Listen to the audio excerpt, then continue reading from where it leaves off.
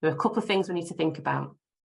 The first thing we need to think about is behaviour changes, because ultimately that's what we're trying to do. We're trying to nudge and tweak and improve behaviour within the classroom, teachers' behaviour, but also students' behaviour as well.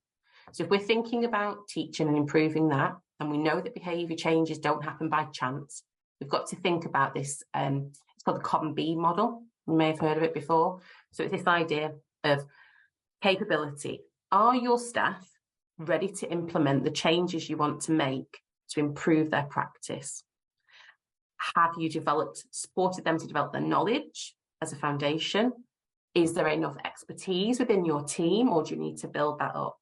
Okay, I suspect, Catherine, from your school, that's your school attempt. Now you've got that lead role, you're developing your expertise, and at some point it'll be about disseminating that and bringing people on board with you, so it's more of a team effort, because it can be quite a lonely business being a literacy lead. But the second one is around motivation. Do staff understand the moral imperative? Lifelong chances, or that sort of thing, but do they understand how strategies related to reading, writing, oracy are actually going to help people to learn better in their subject? They've got to know what's in it for them. And then it's about, where are the opportunities? Is there a programme for professional development? If there isn't, these things aren't going to happen by chance. It needs to be planned for over a long period of time, and it needs to be iterative. You revisit and you revisit, you come back to it. If you've got a coaching model within school, how can it be incorporated into that, and so on?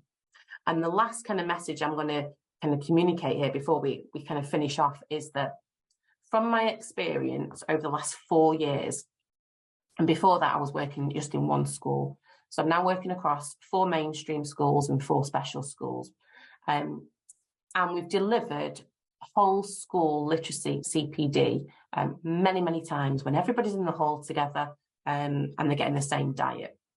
That's important to get that generic consistency, but you get to a point where that becomes like a limit, and then suddenly you get subject teachers saying, well, that's not relevant to me, or I'm not really sure how I can use that to my benefit. And my advice to you is, if you can, balance that whole school training with opportunities to go and work with departments. And again, it depends upon your school, your culture, whether you've got the foundations and the kind of infrastructure to be able to go and do that. But the sooner we start working with individual departments and subject teachers, I think the better our approaches are going to be. They're going to be more successful. You're going to embed them better. They're going to be more effective.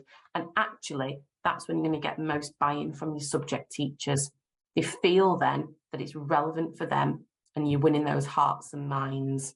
And these are, that you can see on the slide there, are the mechanisms for effective professional development. You can have a look at the ES guidance report around that. But it's this idea that you should have at least kind of one from each area, A, B, C, D, to make it effective. Yeah, blanket to bespoke is my last piece of advice, really.